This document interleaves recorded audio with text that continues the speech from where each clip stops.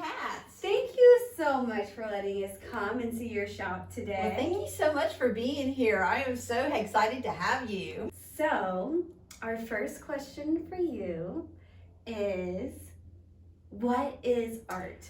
What is art? Well, I think art is any kind of creative expression that someone chooses to use, a way they want to take that talent and and use and express it in a lot of different ways. It can be, we see lots of different traditional types of art, from sculpture to paintings to photography to stained glass, and now people are even really being more creative with art, and so they're creating art that doesn't last, that is temporary art. There's even in food, we see artists using their talents in food. So art is everywhere.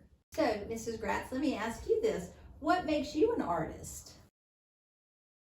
Well, I think for one thing, it's my desire to always create something. It's my desire to see something and then want to be able to change it into something else or make something different out of it. I mean, I think when you're an artist, you're not ever happy with just things staying just the way they are. You always see, I think you tend to look at a lot of things, something kind of that speaks to you, and then you want to see it made better or see it in a different, you think of a different form that it would even look better in. So how do you think that art is important to the world, to you and the world around you? Well, I think anybody that is an artist has just almost a need to create. So I think from that standpoint, I think part of me would be missing if that was taken away.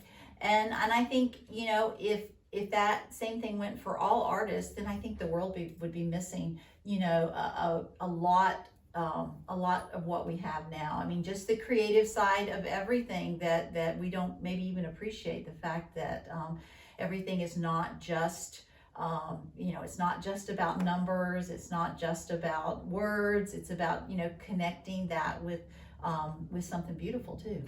So our last question for you, Mrs. Gratz, our SCCA students want to know is, do you ever make mistakes?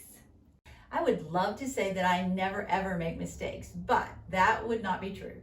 I make mistakes all the time.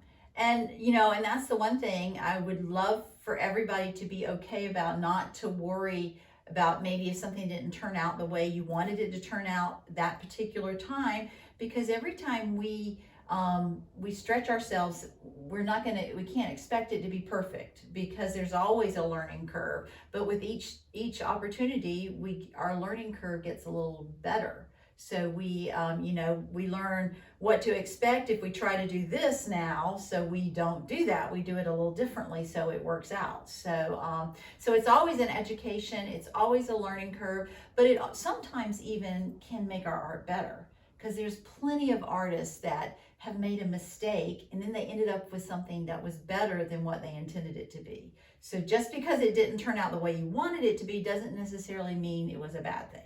Well, thank you so much for answering our questions. Can we go check out your shop? Sure, let's go.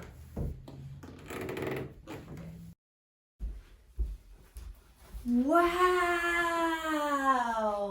What a cool space you have. It's a fun place to be. Yeah, what is this? That is a bench cutter. So it'll cut metal. You just put a piece of metal on there and you pull that down and cuts it in no time. Wow.